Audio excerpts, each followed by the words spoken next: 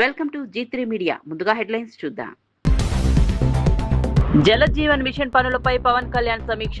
జలాధార project పురోగతిపై అధికారులతో సమీక్ష. త్రాగునీటి ప్రాజెక్టులు వేగవంతం చేయాలన్న పవన్. జల జీవన్ మిషన్ పనులు త్వరగా పూర్తి చేయాలని వ్యాఖ్య.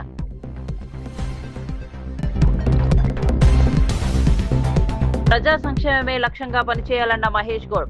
ప్రభుత్వ పథకాలు ప్రజల్లోకి తీసుకెళ్లాలన్న మహేష్ గౌడ్. కాంగ్రెస్ శ్రేణులకు దిశానిర్దేశం చేసిన వైనం. ప్రజల సమస్యలపై పనిచేయాలన్న మహేష్ కుమార్ గౌడ్.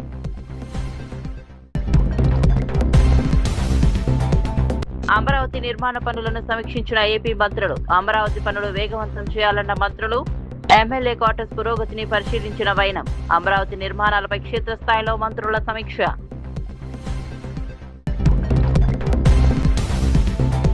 జర్నలిస్టుల భూములపై కబ్జా యత్నాలున్నాయన్న విహెచ్. జర్నలిస్టుల భూములను రక్షించాలని విహెచ్ డిమాండ్. భూ కబ్జాలపై విచారణ జరపాలన్న వి హనుమంతరావు. జర్నలిస్టుల హక్కులు కాపాడాలని విజ్ఞప్తి.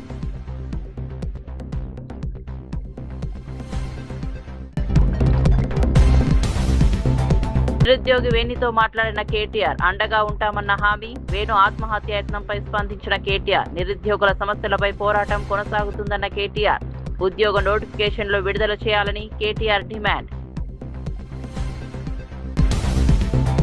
ఆంధ్రప్రదేశ్ ఉప ముఖ్యమంత్రి పవన్ కళ్యాణ్ మంగళగిరి క్యాంప్ కార్యాలయంలో జలజీవన్ మిషన్ కింద అమలు చేస్తున్న అమరజీవి జలధార ప్రాజెక్టు పురోగతిని సమీక్షించారు. సుమారు 3,050 కోట్ల వ్యయంతో అమలు చేస్తున్న ఈ ప్రాజెక్టు ద్వారా ఉమ్మడి తూర్పు, పశ్చిమ గోదావరి జిల్లాలో దాదాపు 33 లక్షల మందికి సురక్షిత త్రాగునీరు అందించడమే లక్ష్యంగా ప్రభుత్వం పనిచేస్తోంది.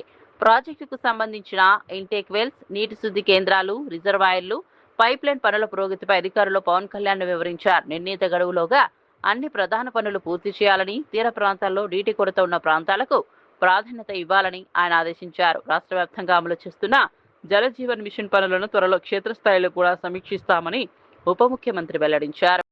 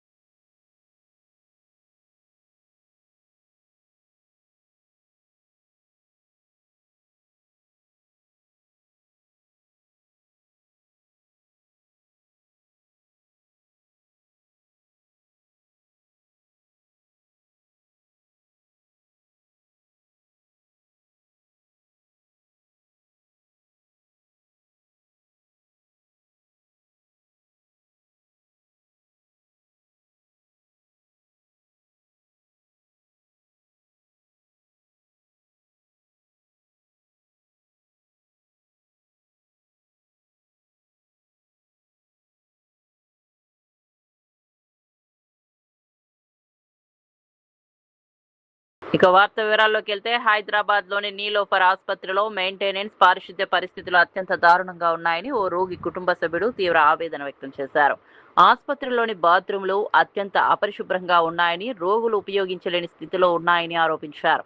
ఉదయం డాక్టర్లు రౌండ్స్కు వచ్చిన తర్వాత మళ్లీ రాత్రి వరకు కనిపించడం లేదని, అత్యవసర సమయంలో కూడా సరైన వైద్య సేవలు అందడం లేదని తెలిపారు. రోగులకు ఇన్ఫెక్షన్లు వస్తాయని చెప్పి కుటుంబ సభ్యులు తీసుకొచ్చిన బట్టలు, దుప్పట్లు తీసుకెళ్తారని, కానీ ఆసుపత్రి ప్రాంగణంలోని అపరిశుభ్రతపై మాత్రం అధికారులు ఎలాంటి చర్యలు తీసుకోవడం లేదని మండిపడ్డారు. పరిశుభ్రత లేకపోవడం వల్లే రోగులకు మరిన్ని ఆరోగ్య సమస్యలు తలెత్తే ప్రమాదం ఉందని ఆందోళన వ్యక్తం చేశారు. ప్రభుత్వ ఆసుపత్రుల్లో మెరుగైన సౌకర్యాలు కల్పిస్తామని చెప్పే ప్రభుత్వం వాస్తవ పరిస్థితులను పరిశీలించాలని కోరారు. రోగుల ఆరోగ్య భద్రత దృష్ట్యా పారిశుద్ధ్య నివారణను మెరుగుపరచడంతో పాటు వైద్యులు అందుబాటులో ఉండేలా చర్యలు తీసుకోవాలని ప్రభుత్వాన్ని విజ్ఞప్తి చేశారు. పిల్లలకి ఇంకా ఎక్కువ జరుగుతుంట మా దుప్పల్లో మా బట్టలు ఉంటాయి, అవి వచ్చేస్తాయండి, అవి పట్టుకుపోతున్నారు ముందేళ్ళు. నీట్గా ఉంటుందా లోపల? ఏముంది, నీళ్ళు కొడతారంటే నీళ్ళు కొట్టి నీట్గా తుడిచి వెళ్ళిపోతారు అంతే, ఏం లేదు. ఏం లేదు, చూసుకోవడం లేదు. మేము 5 రోజులు వచ్చి 5 రోజులు అయింది, ఏమి లేదు. 5 రోజుల నుంచి ఏడుంటున్నారు, ఏడ తింటున్నారు? ఇక్కడే బయట అలాగే. ఎవరు తీసుకొచ్చారు పాపను? బాబుని హ్యాండిక్యాప్ బాబుని తీసుకొచ్చారు. ఇద్దరు ఉండాలంటే ఒకళ్ళే ఉండాలంటాడేమో, కంట్రోల్ అవ్వడం. ఒక మాటలు చెప్పాలంటే లోపల ఎట్లుంది చెప్పు. ఏమి లేదన్న, అంతేనా? మొత్తమే కానీ 2 నెలలు 3 నెలలు పడుతుంది చెప్పలేము ట్రీట్మెంట్. ఇక్కడ 2-3 ఏళ్ళు పట్టినా కూడా చెప్పలేము. అంత స్లో చేస్తే మంచి బతకాలి కదా. పోతారు బట్టి విక్రమార్క నియోజకవర్గానికి చెందిన నిరుద్యోగ యువకుడు వేణు ఆత్మహత్య యత్నం చేసిన ఘటనపై బీఆర్ఎస్ వర్కింగ్ ప్రెసిడెంట్ కేటీఆర్ స్పందించారు. ఆసుపత్రిలో చికిత్స పొందుతున్న వేణుతో ఫోన్లో మాట్లాడి ధైర్యం చెప్పారు. ఉద్యోగ నోటిఫికేషన్లు, జాబ్ క్యాలెండర్ విడుదల చేయాలని డిమాండ్ చేస్తూ తాను ఈ నిర్ణయం తీసుకున్నానని వేణు వెల్లడించారు. అయితే ప్రేమ వ్యవహారం కారణంగానే ఆత్మహత్య యత్నం చేశారని కాంగ్రెస్ ప్రభుత్వం దుష్ప్రచారం చేస్తోందని ఆయన ఆవేదన వ్యక్తం చేశారు. తనకు డబుల్ బెడ్రూమ్ ఇల్లు కూడా కక్షపూరితంగా ఇవ్వలేదని ఆరోపించారు. ఈ సందర్భంగా కేటీఆర్ మాట్లాడుతూ వేణు రాసిన సూసైడ్ నోట్ కాంగ్రెస్ ప్రభుత్వానికి ఛార్జిషీట్ లాంటిదని పేర్కొన్నారు. నిరుద్యోగుల సమస్యలపై బీఆర్ఎస్ పోరాటం కొనసాగుతుందని, భవిష్యత్తులో అధికారంలోకి వచ్చిన తర్వాత వారికి న్యాయం చేస్తామని హామీ ఇచ్చారు. నిరుద్యోగుల ఆశలను నెరవేర్చడంలో ప్రభుత్వం విఫలమైందని ఆరోపిస్తూ వెంటనే ఉద్యోగ నోటిఫికేషన్లు విడుదల చేయాలని కేటీఆర్ డిమాండ్ చేశారు. మానసిక వికలాంగురాలు, మాకు ఇల్లు లేదు, కనీసం మాకు ఇల్లు ఇవ్వలేదు సార్. వికలాంగురాలు కోటాలో ఇల్లు ఇవ్వకుండా ఎట్లా సార్? మా అమ్మ 17 సంవత్సరాల నుంచి మేము ఇబ్బంది పడుతున్నాం. మాకు అంత దారుణమా సార్? మరి నేను ఆ రోజే నిర్ణయించుకున్నా, ఏదో ఒకటి సాధించాలి, జాబ్ కొట్టంది నా లైఫ్ మారదు అనేసి నిర్ణయించుకున్నా. నాతో ఎవరున్నా లేకపోయినా నేను జాబ్ క్యాలెండర్ కోసమే నేను చచ్చిపోయేది సార్. చచ్చిపోయే నిర్ణయం తీసుకున్నా. ఒకవేళ నేను బ్రతికుంటే దానికోసమే పోరాడదాం అనేసి డిసైడ్ అయ్యా.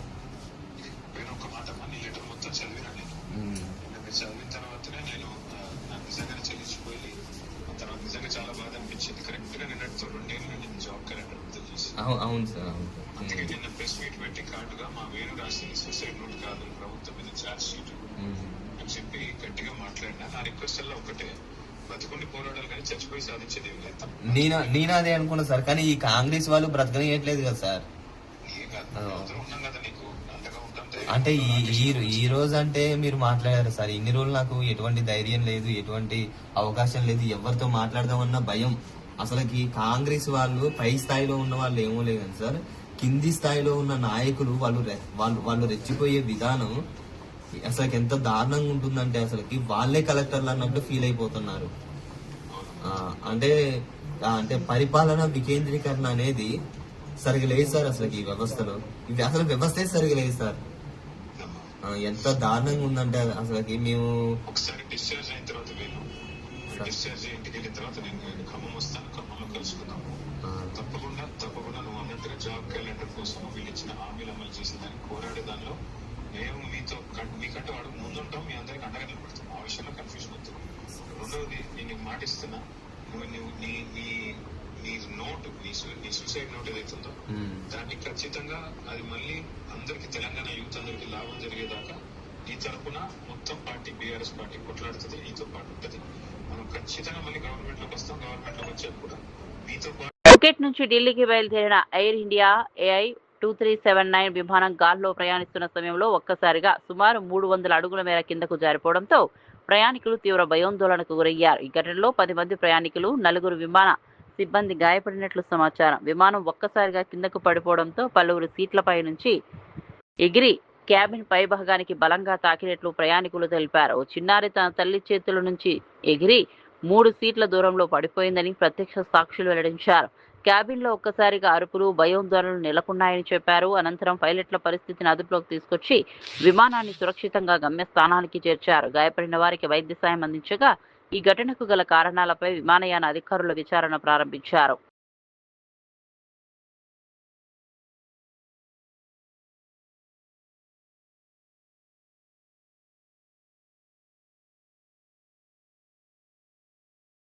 తెలంగాణ కాంగ్రెస్ ప్రభుత్వ పనితీరుపై ఓ కాంగ్రెస్ కార్యకర్త తీవ్ర అసంతృప్తి వ్యక్తం చేసిన వీడియో ప్రస్తుతం రాజకీయంగా చర్చనీయాంశమైంది. తాను కాంగ్రెస్ కార్యకర్తనే అయినప్పటికీ ప్రస్తుత ప్రభుత్వ పనితీరును సమర్థించలేనని ఆయన అన్నారు. ఇప్పుడే ఎన్నికలు జరిగితే కాంగ్రెస్ కు డిపాజిట్లు కూడా రావని, ప్రభుత్వం ప్రజల విశ్వాసాన్ని కోల్పోయిందని వ్యాఖ్యానించారు.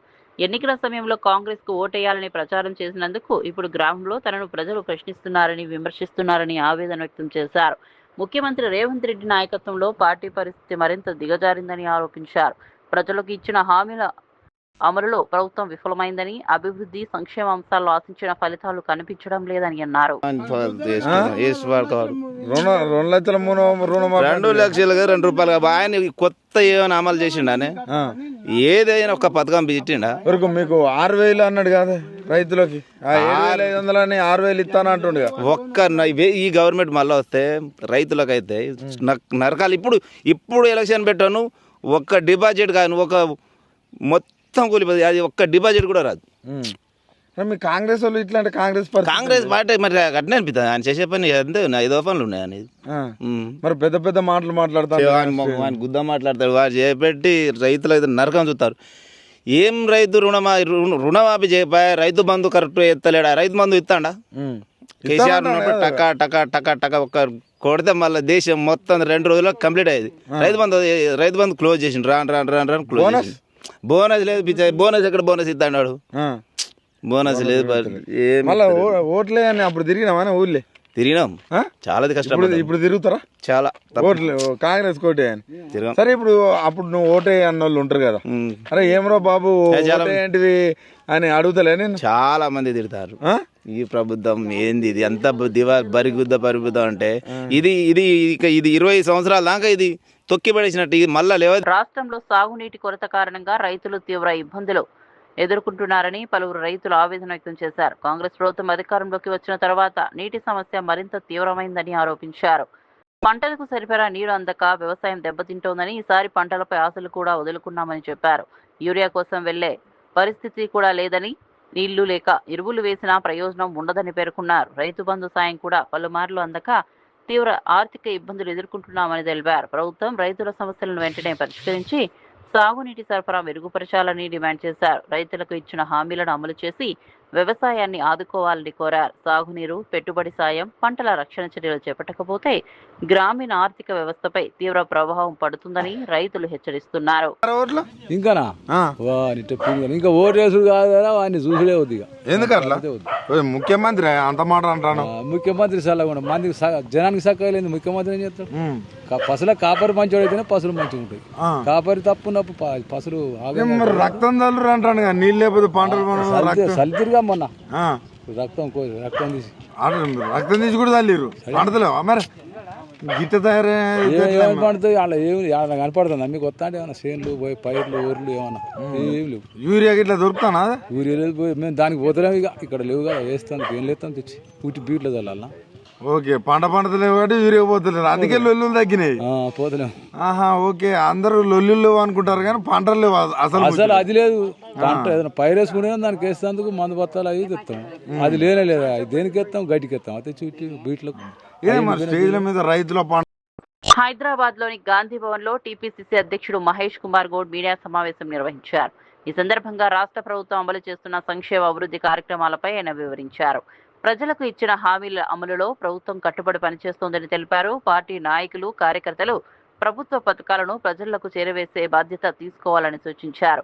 గ్రామ స్థాయి నుంచి రాష్ట్ర స్థాయి వరకు ప్రజల సమస్యలను తెలుసుకుని వాటి పరిష్కారానికి కృషి చేయాలని పిలుపునిచ్చారు. కాంగ్రెస్ పార్టీ ప్రజా సంక్షేమమే ధ్యేయంగా ముందుకు సాగుతోందని పేర్కొన్నారు. ప్రభుత్వంపై వస్తున్న విమర్శలను ప్రజల ముందే తిప్పికొట్టాలని పార్టీ శ్రేణులు సమన్వయంతో పనిచేయాలని సూచించారు. రాబోయే కార్యక్రమాల్లో ప్రతి కార్యకర్త చురుగ్గా పాల్గొని ప్రభుత్వ విజయాలను ప్రజల్లోకి తీసుకెళ్లాలని మహేష్ కుమార్ గౌడ్ కోరారు. ఇవ్వాల్సిన అవసరం ఉన్నది. మనిషి అనేవాడు ఎవరైనా తన సాటి మనిషి బతుకుని మంచిని కోరుకుంటాడు. కానీ వీళ్ళకి ఏమేమి అధికారం 10 ఏళ్ళు అనుభవించి ఇష్టారాజ్యంగా ఈ రాష్ట్రాన్ని నడిపి అధికారం దిగిపోయిన తర్వాత మళ్ళీ అధికారం రావాలనే ఆకాంక్ష, ఆ దాహం, ఇవన్నీ కూడా ఇలాంటి కార్యక్రమాలకి తావిస్తూ ఉంది. పదవి కోసం తన పార్టీ అధికారం రావడం కోసం రాష్ట్ర ప్రజల ప్రాణాలు పోయినా పర్వాలే, కరువు వచ్చినా పర్వాలే, ఇవన్నీ జరిగితే ఈ ప్రభుత్వం వ్యతిరేకత వస్తే మాకేదో లాభం జరుగుద్ది అన్నటువంటి ఉద్దేశంతో ఇలాంటి పూజలు చేయడం ఎంతవరకు సమంజసమో తెలంగాణ ప్రజలు ఒక్కసారి ఆలోచించాల్సిన అవసరం ఉన్నది.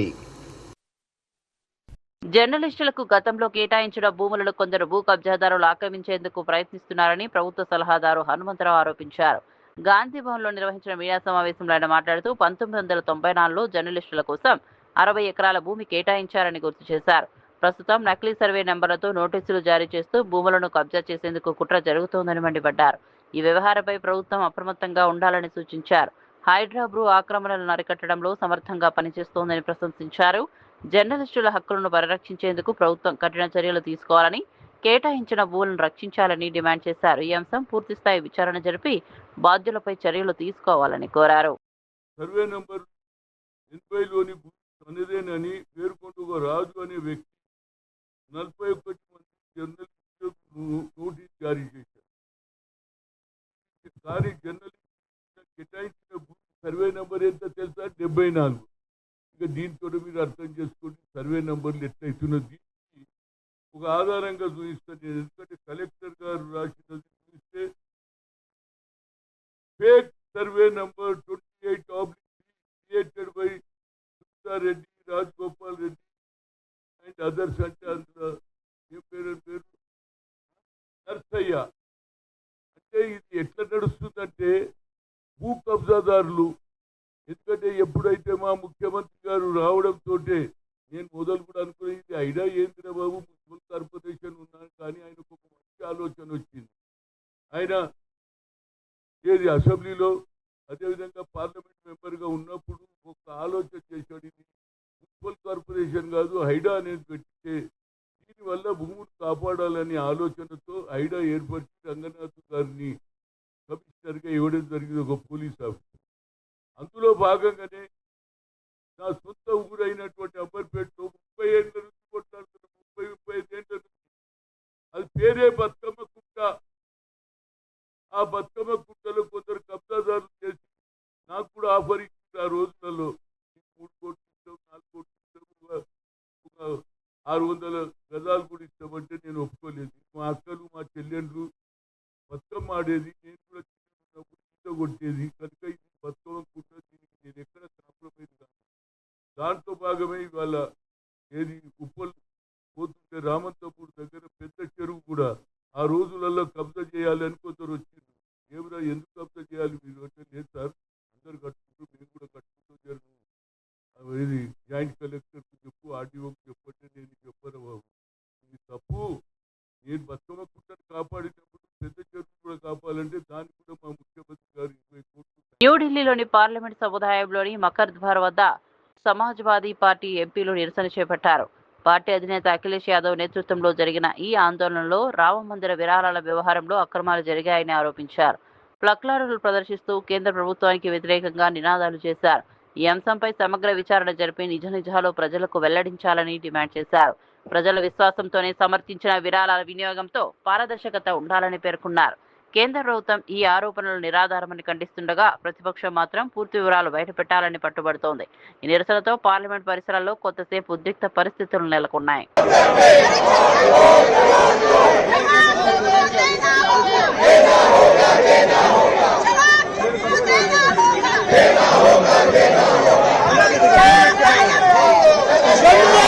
छोड़ गद्दी छोड़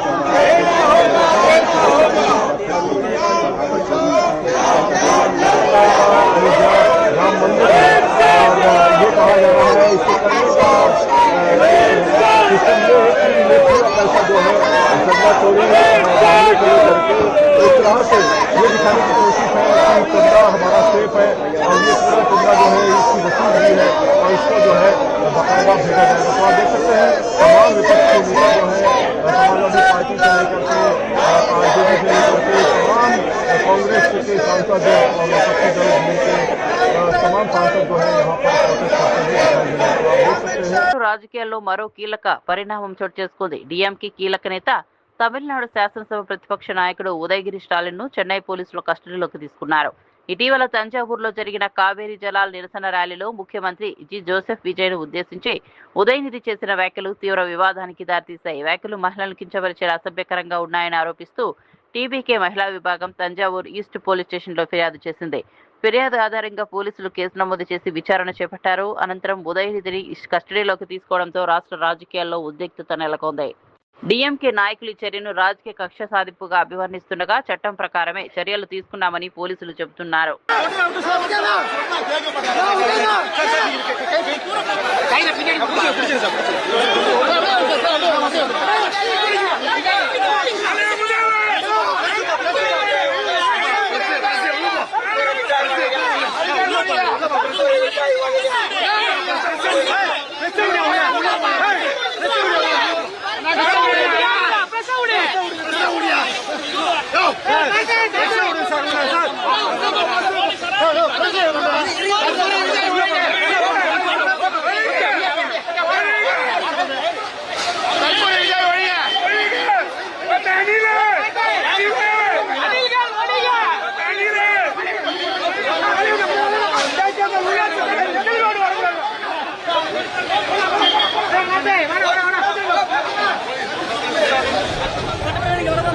சரி அங்க வந்து கேட்டா மட்டும் பதில் சொல்ல போறாங்களா?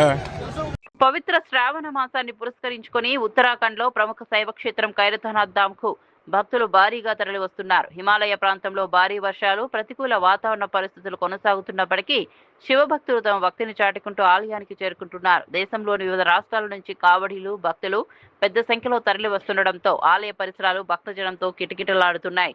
యాత్రికుల భద్రత కోసం రాష్ట్ర ప్రభుత్వం విపత్తు నిర్వహణ బృందాలు, పోలీసులు ప్రత్యేక చర్యలు చేపట్టాయి. వర్షాల కారణంగా ఎలాంటి ఇబ్బందులు తలెత్తకుండా అధికారులు ఎప్పటికప్పుడు పరిస్థితిని సమీక్షిస్తున్నారు. అవసరమైన చోట వైద్య శిబిరాలు, సహాయక కేంద్రాలు ఏర్పాటు చేశారు. వాతావరణ హెచ్చరికలను పాటిస్తూ భక్తులు జాగ్రత్తగా యాత్ర కొనసాగించాలని అధికారులు సూచిస్తున్నారు.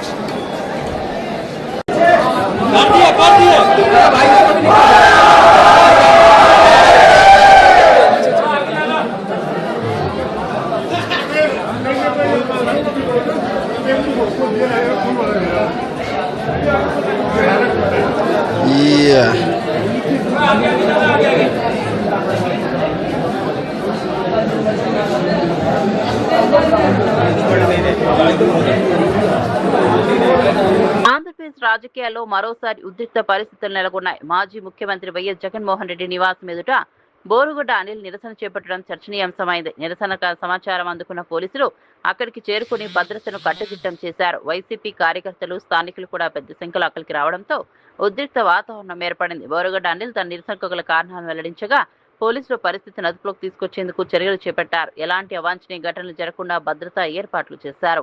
ఈ ఘటనపై రాజకీయ పార్టీల మధ్య పరస్పర విమర్శలు కొనసాగుతున్నాయి. బోరుగుడ్డ అనిల్ నిరసన వెనుక ఉన్న కారణాలపై రాజకీయ వర్గాల్లో చర్చ సాగుతోంది. ఘటనకు సంబంధించిన పూర్తి వివరాలు తెలుసుకునేందుకు పోలీసులు విచారణ కొనసాగిస్తున్నారు. చూశాడు కూర్చోం 2 నిమిషాలు అన్నాడు. గంట అయింది, 2 గంటలైంది, 3 గంటలైంది, 3:30 గంటలైంది. 3:30 గంటలకు బయటకు వచ్చింది ఆయన రూమ్ లోంచి. ఆయన పక్కనే వాష్రూమ్ ఉంటుంది. వాష్రూమ్ లోకి పోయి వస్తా అంటే కనపడదాము, చాలా లేట్ అయింది, అన్నం కూడా తినలేదు. నా పొద్దుకి అన్నం తినడానికి కింద పోతే అన్నం అయిపోయింది. నేను అడిగిన పార్టీ కార్యకర్తలు వచ్చిన వాళ్ళకి భోజనాలు పెట్టారు కదా, చేయరా మరి భోజనం అయిపోతే అట్టగానే అడిగినా. నా బాధ్యతగా అడిగినా. నా పార్టీ ఆఫీస్ అంటే నా ఇల్లు ఇది, నా ఇల్లే అది. నేను అడిగితే లేదన్నారు. సరిపోయి కూర్చొని ఆయన వచ్చాడు. అన్న అని విష్ చేద్దామని పోయినా. పోతే ఎదురుగా వచ్చి ఎవరు నువ్వు అన్నాడు. ఎవరబ్బా నువ్వు, ఎవరు అన్నాడు. నేను ఇడికన్నా మైండ్ పోయిందేమో అనుకున్నా, ఇడికన్నా మైండ్ ఏమో దొబ్బిందేమో అనుకున్నా నేను. అన్నా నేనే నా బోర్గాడు అనిల్ అన్నా అంటే లేదు గుర్తుపట్టలే. అందరూ వచ్చి ఎమ్మ తమ్ముడు బాగున్నావు అని చెప్పి అందరూ పరామర్శించి పోతున్నారు. నువ్వు గుర్తుపట్టలా నన్ను. నువ్వు రమ్మంటేనే కదా నేను పార్టీ హౌస్కి వచ్చింది. నువ్వు ఎవరిని అడుగుండి పెడతా అంటేనే వచ్చింది. నేను వచ్చా మళ్ళీ 40 నిమిషాలు కూర్చోబెట్టాడు. 4.5 గంటలు కూర్చున్నాక లోపలికి పిలిచిండు. ఎవరిని రానియొద్దన్నాడు. పోయినాం, లోపలికి పోయినాం, కూర్చోబెట్టినాం. ఎందుకు వచ్చినావు అమ్మా అన్నాడు. పార్టీ హౌస్ లో నీకేం పని అన్నాడు. పార్టీ హౌస్ కు నువ్వు 20 నుంచి రావద్దని చెప్పిండు. అడ్వకేట్స్ కూడా నీకు పెట్టలేమని చెప్పిండు. టీజీఎండీసీ నయా రికార్డ్ అనుదీప్ దురిశెట్టి నాయకత్వంలో 100 కోట్ల మైలురాయి. తెలంగాణ రాష్ట్ర మినరల్ డెవలప్మెంట్ కార్పొరేషన్ అసాధారణ విజయంతో చరిత్ర సృష్టించింది. కేవలం 1 జూలై నెలలోనే 100 కోట్ల ఆదాయ మార్కును దాటి సరికొత్త రికార్డును నమోదు చేసింది. జలజీవన్ మిషన్ పనులపై పవన్ కళ్యాణ్ సమీక్ష. జలాధార ప్రాజెక్టు పురోగతిపై అధికారులతో సమీక్ష. త్రాగునీటి ప్రాజెక్టులు వేగవంతం చేయాలన్న పవన్. జలజీవన్ మిషన్ పనులు త్వరగా పూర్తి చేయాలని వ్యాఖ్య.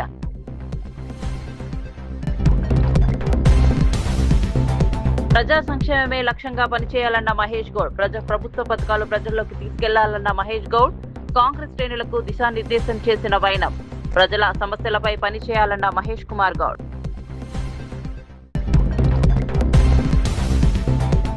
అమరావతి నిర్మాణ పనులను సమీక్షించిన ఏపీ మంత్రులు. అమరావతి పనులు వేగవంతం చేయాలన్న మంత్రులు. ఎమ్మెల్యే క్వార్టర్స్ పురోగతిని పరిశీలించిన వైనం. అమరావతి నిర్మాణాలపై క్షేత్రస్థాయిలో మంత్రుల సమీక్ష.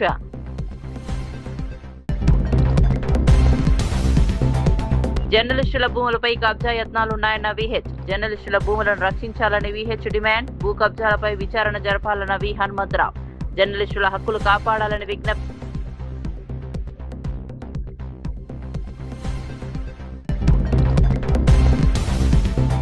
నిరుద్యోగి వేణితో మాట్లాడిన కేటీఆర్. అండగా ఉంటామన్న హామీ. వేణు ఆత్మహత్య యత్నంపై స్పందించిన కేటీఆర్. నిరుద్యోగుల సమస్యలపై పోరాటం కొనసాగుతుందన్న కేటీఆర్. ఉద్యోగ నోటిఫికేషన్లు విడుదల చేయాలని కేటీఆర్ డిమాండ్.